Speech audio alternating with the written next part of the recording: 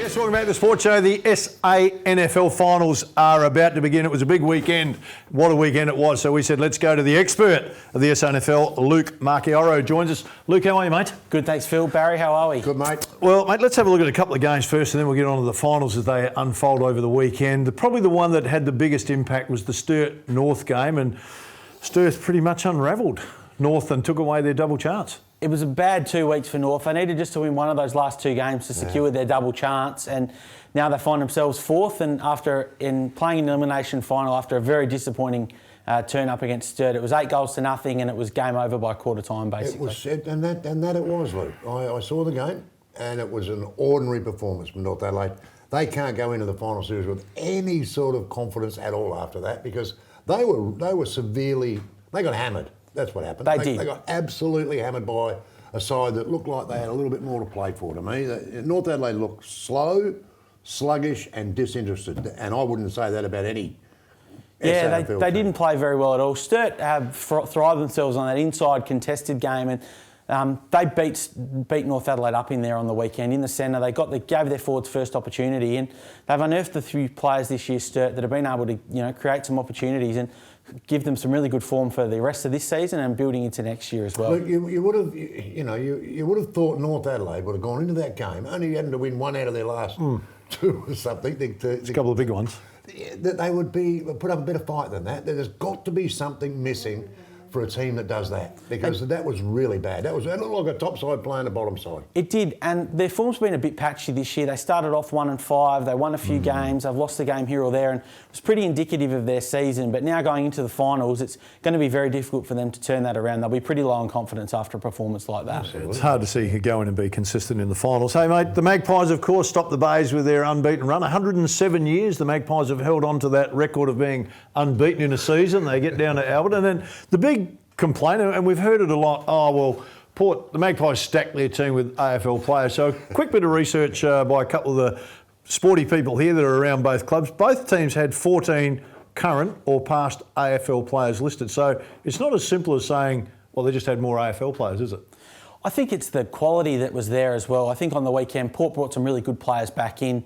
I mean, Sam Powell-Pepper was excellent in the qualifying final the week before, came back and played. He only played a half, but Mitch Georgiades has kicked 40 goals this year at AFL level. But Glenelg have probably been a little bit lethargic the last month, and I think it sort of caught up to him a little bit on the weekend, especially without Luke Partington playing as well through that midfield.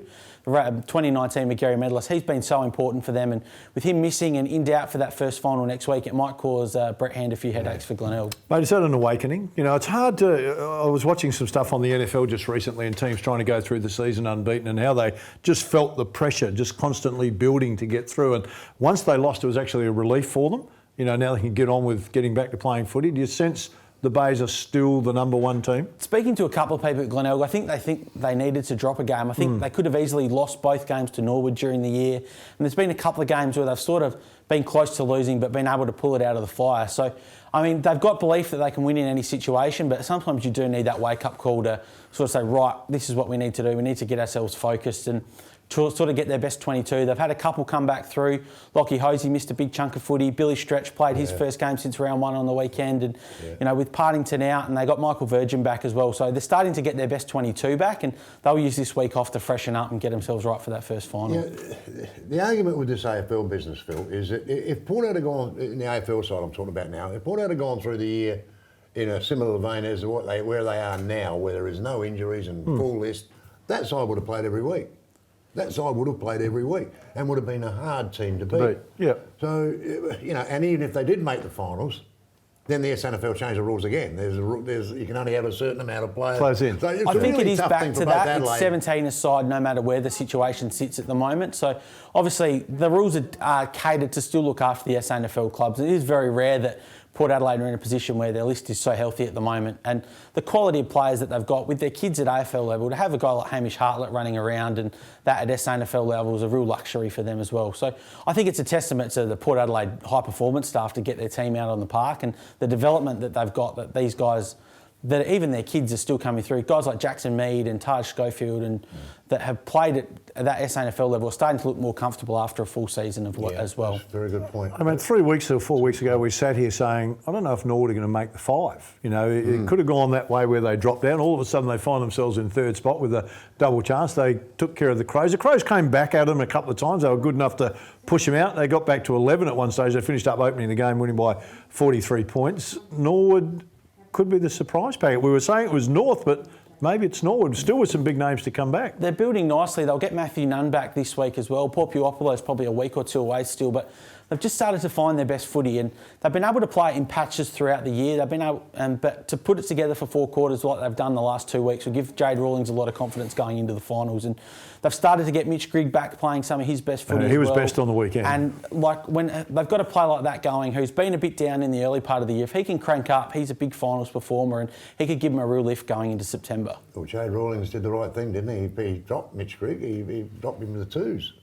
Yep, he did, early in the season. Not frightened to drop big names. And Grigg responded. He also is a bit like the Bays, where they've built nicely now to a situation where they're just getting players back at the right time, right for the final. So Norwood won't be easy. Well, the other one's the Eagles, of course. I think they are the one that, I know everyone's talked about the Bays and we've just touched on Norwood, but the Eagles look like they're in mint form on the weekend. They've probably flown under the radar. Yep. They're 9-2 in their last 11 games. They touched up Centrals on the weekend in a game that didn't mean anything. They came out and kicked 6 goals to nothing in the first 15 minutes and was a really professional performance. They had 140 more disposals and laid 8 more tackles than Centrals on the weekend. So when you can do that and you can be hungry at the ball, even in a game that doesn't really matter, it's really impressive for them. And they've got a lot of really good players coming through, and some of their kids are fantastic as well. It's no surprise they keep getting guys drafted into the system with the way they play at that level. They left a couple out too. Yeah, Daniel Menzel didn't play and Luke Thompson didn't play. They had the luxury of giving those guys a rest that are a little bit older. And they brought in a young kid, Max Lister, who was a 19-year-old who was best on ground in the state game the week before. And he played really well on the weekend as well. So they've got some fantastic depth and they're building really nicely heading into the finals this week. And with North Adelaide losing, they're probably the big winner because they've had the wood over Norwood this season. Yeah.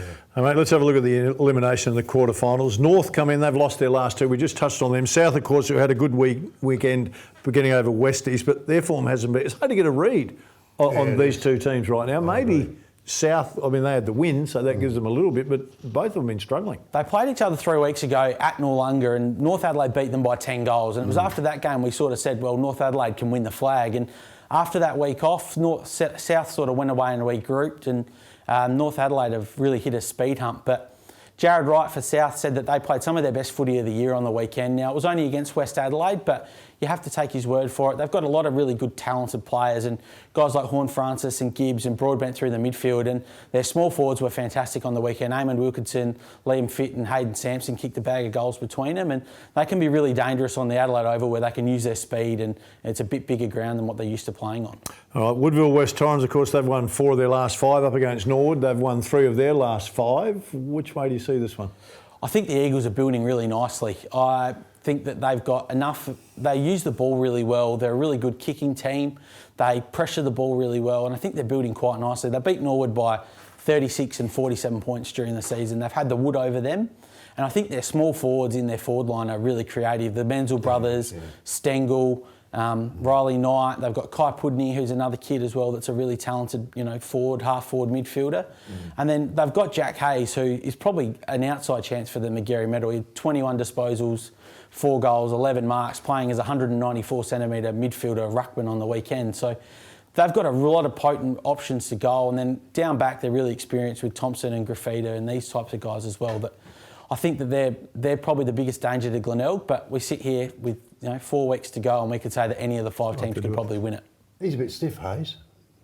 Jack Hayes. Yep. Jack Hayes, he's a bit stiff not to be on a list somewhere, to me. You mentioned he's 195? 192, 194 centimetres. He's a big boy. A million marks every week. He's a beautiful pair of hands. He's a good player. He's a really good player. It just surprises me that no one's nibbled at him. it's the quality of the competition. I think there's a lot of really good players and there's a lot of guys that are pushing their case at the moment. And with list size being reduced at AFL level, it does make it difficult for these guys to get an opportunity. But I'm sure at the end of the year, someone will have a look at him. But Hey, Luke, appreciate you coming in, mate. Know you're a busy man down there at the barbecue inn. Went there Friday night and had a steak. And I'm prepared to say it was cooked magnificently because Luke wasn't there. So always great to catch up with, mate. Look forward to you next week when we talk about the SANFL finals. Stay with us. A little bit more to come on the show.